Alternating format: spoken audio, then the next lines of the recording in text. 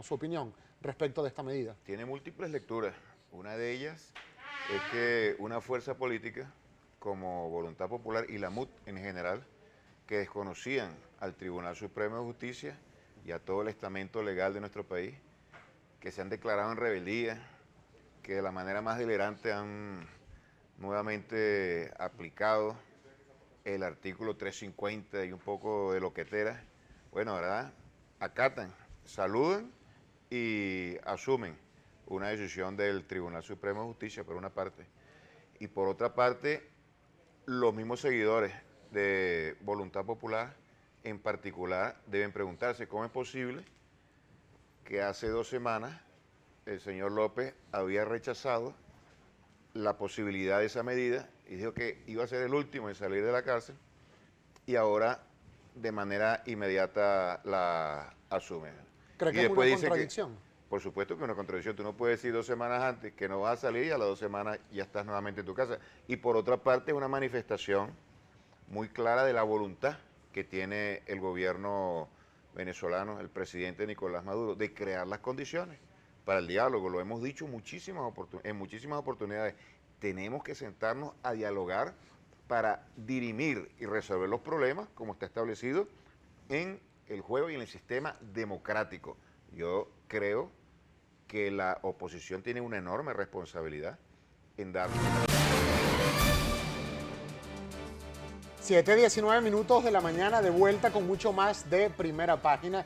Luego de estos 14 minutos de cadena nacional de radio y televisión con candidatos a la Asamblea Nacional Constituyente, nosotros retomamos conversación con otro candidato a la Asamblea Nacional Constituyente en voto lista territorial por Caracas, Jesús Faría. Estábamos hablando antes de que entrara esta cadena nacional de radio y televisión y usted decía, bueno, estas contradicciones que se presentan en la oposición venezolana cuando se acepta esta medida de casa por cárcel emanada desde el TCJ al dirigente de Voluntad Popular, Leopoldo López. Ahora le preguntaría, exministro Farías y candidato Farías, contradicciones que pudieran presentarse también a lo interno del gobierno y de factores aliados al gobierno. Por ejemplo, muchos voceros, incluso altos representantes del PSV, decían que Leopoldo López jamás iba a ser liberado, que se iba a quedar ahí hasta cumplir completamente su condena. Por otra parte, recientemente, en la sentencia esa de la Sala Plena, el TCJ dijo que tomaba la decisión porque hubo fallas en la distribución del expediente y por problemas de salud del dirigente Leopoldo López. El defensor del pueblo, Tarek William Saab, dijo que la medida se tomó por una carta en la que Lilian Tintori, esposa de Leopoldo López, solicitaba la medida de casa por cárcel.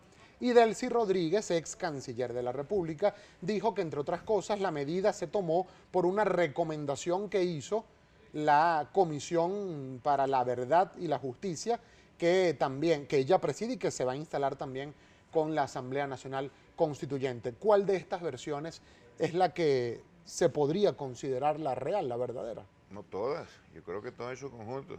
El presidente Nicolás Maduro también aprobó ese informe de la Comisión por la Verdad, la Justicia y la Paz, y decía, antes de escuchar a los candidatos a la Asamblea Nacional Constituyente, decía que eso expresaba la buena voluntad del gobierno nacional y manifestaba igualmente cómo el gobierno nacional y sobre todo el presidente Nicolás Maduro se aferraba a la necesidad de crear un espacio para el encuentro y para el entendimiento. Un gesto de buena voluntad que nosotros esperamos que la oposición asuma de manera realista y de manera seria, no para interpretarlo como una debilidad del gobierno, sino justamente para que lo vea como una concesión. Algunos lo pueden ver así, lo pueden asumir en esos términos. Una concesión, nosotros entregamos esto, ¿qué entregan ustedes?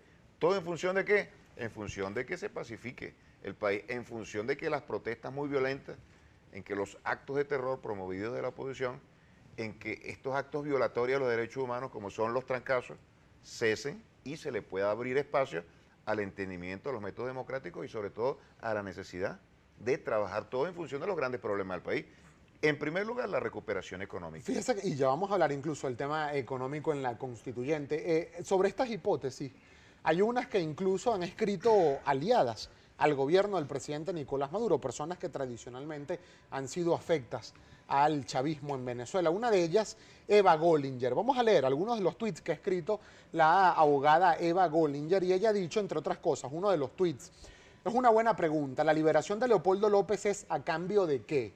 ¿Qué ofreció la oposición o el gobierno de los Estados Unidos? En un segundo tuit, Eva Gollinger dice lo siguiente: no me sorprendería que esta decisión de liberar a Leopoldo López tiene que ver con las sanciones contra PDVSA que Donald Trump estaba a punto de imponer. ¿Usted qué opina acerca de esta hipótesis? No, hay algunas fuentes que están un poquito devaluadas, ¿viste? Sin alusiones personales. En todo caso, nosotros tenemos una política de defensa de la soberanía y nosotros no nos vamos a subordinar en ningún momento a una presión externa, y lo hemos evidenciado en esos debates intensos que se dieron en la OEA, que se ha convertido en una fachada de la política exterior del Departamento de Estado. No hemos cedido en ningún momento a ellos y nosotros vamos avanzando. Yo creo que la lectura fundamental es la que te acabo de dar. El Tribunal Supremo de Justicia es aceptado como un poder constitucional que se fundamenta en la legalidad, incluso por aquellos que lo contrarian y que lo atacan y que lo tratan de desconocer, y que se están produciendo espacios de encuentro y de diálogo que tienen como resultado estos elementos y estos escenarios que son positivos, aunque lo niegue la misma oposición, y que hay grandes contradicciones en la oposición, desde estas en el seno de Voluntad Popular hasta otras que van mucho más allá y que tienen que ver con la aprobación o no con una agenda violenta para el país. No todos los partidos de la oposición, creo yo, que enarbolan esas banderas del terror y de la muerte. Para cerrar este tema de Leopoldo López y pasar con otros de carácter político y económico, candidato Farías, ¿qué lectura le da usted a que cuando se entregó y se apresó el dirigente Leopoldo López, Diosdado Cabello fue el encargado? Lo reconoció el propio diputado Diosdado Cabello, candidato hoy a la Asamblea Nacional Constituyente, Diosdado Cabello. El presidente Nicolás Maduro fue incluso quien lo llevó hasta los tribunales y a la cárcel, y que sea precisamente Jorge Rodríguez y Delcy Rodríguez quienes entonces lo llevan de Ramo Verde a la casa, a la residencia de Leopoldo López. ¿Qué lectura le da usted a ambos episodios? Absolutamente ninguna. Son personas que asumen instrucciones y responsabilidades en diferentes ámbitos y en diferentes momentos. En todo caso, la camarada Delcy Rodríguez es la presidenta de la Comisión por la Paz, por la Justicia, por la Verdad, y yo creo que eso contribuyó a que ella estuviera allí presente mediando en ese sentido, pero eso no tiene absolutamente ningún espacio para la especulación. Creo que es una señal muy importante, saludada internacionalmente por aquellos que nos atacaban de una manera férrea y que estaban, bueno, aupando y estimulando los vientos de guerra. Un gesto de buena voluntad. Yo pienso que sobre la base de estos gestos y sobre la base de estos hechos es que se construye la política con P mayúscula, y sobre la base de la ética, y ver a qué intereses se responde cada vez que se asume y se toma una decisión. Las decisiones del gobierno bolivariano en estos momentos están encauzados sobre la base de dos objetivos: la paz para el país y la recuperación económica. Entrando sobre la Asamblea Nacional Constituyente, ¿cómo se preparan para la elección del próximo 30 de julio en el escenario actual que está viviendo nuestro país? Esa fue otra noticia muy importante de ayer, Gabriel. Arrancó la campaña y se desarrolló un despliegue sumamente importante a nivel nacional. Los comités constituyentes, que se cuentan por miles, por decenas de miles, se encuentran también en un proceso de despliegue, buscando a la gente, activando, agitando, llevando el mensaje de la constituyente. Esto es muy importante. Yo creo que una de las tareas fundamentales de esta campaña, de parte del chavismo, será derrotar la mentira y la infamia que se viene regando como pólvora a través de los medios de comunicación. Los voceros de la oposición se han convertido en unos disparadores de mentiras en contra de la oposición. Se ha dicho que es una constituyente fraudulenta, porque no hay un referéndum previamente. Yo te invito a ti, tú eres abogado también, ¿no? No. Tú no eres abogado. Periodista. Pero también dije, sí. Yo te invito a ti a que leas la Constitución y en algún momento puedas leer en dónde aparece la palabra referéndum asociada a la convocatoria de una Asamblea Nacional Constituyente. Entonces quieren meter ese gazapo, quieren meter ese contrabando y no se comportan de manera democrática, porque la Constitución plantea cuál es el mecanismo para dirimir cualquier diferencia en la interpretación, y ellos no lo están aplicando. Ahora, ese Ellos están gazapo incluso elevando. lo tendrían o lo tuvieron autoridades del Ministerio de Educación, los que hicieron, por ejemplo, la colección bicentenaria, porque en esa colección bicentenaria, candidato Farías, habla claramente en los libros de cuarto, quinto y sexto grado que para convocar una Asamblea Nacional Constituyente el primer paso es consultarle al pueblo vía referendo si convoca o no a una Asamblea Nacional Constituyente, porque interpretando el artículo 347 de la Constitución, la soberanía y el poder constituyente reside intransferiblemente en el pueblo. Ese gazapo también se le coló al Ministerio de Educación. El 347 plantea el hecho de la Asamblea Nacional Constituyente y el rol del pueblo como poder originario. Eso es una cosa, pero una cosa distinta es cómo se convoca. Entonces tú estás cambiando una formulación absolutamente clara, que no deja cabida para ninguna duda, y donde se plantea que el presidente puede convocar la Asamblea Nacional Constituyente por una interpretación absolutamente manoseada y manipuladora. Y si hay esa duda, incluyendo por los que redactaron cualquier tipo de documento, en cualquier momento para eso está el Tribunal Supremo de Justicia, y es el Tribunal Supremo de Justicia, si hay alguna diferencia, el que determina cuál es la interpretación, pero no puede ser una persona individualmente quien lo haga, y además de eso, una vez hecha, se arroga la facultad o el monopolio de interpretarlo en función de actos violentos que no solamente atentan contra la paz del país, sino contra el desarrollo de un proceso democrático. A eso nos estamos refiriendo nosotros. Es muy poco democrático, y el único fraude que se está desarrollando en este país es precisamente la política de la oposición para tratar de detener una convocatoria de la Asamblea Nacional Constituyente. Tenemos que ir rápidamente, candidato, a la pausa. Al regreso vamos a hablar cuánto debería durar esa Asamblea Nacional Constituyente, y ahí el compromiso de que se va a someter a consulta el resultado final del trabajo constituyente. Lo hablamos, por favor, al regreso de la pausa. Jesús Faría, candidato a la Asamblea Nacional Constituyente en voto lista territorial de Caracas. Ya venimos.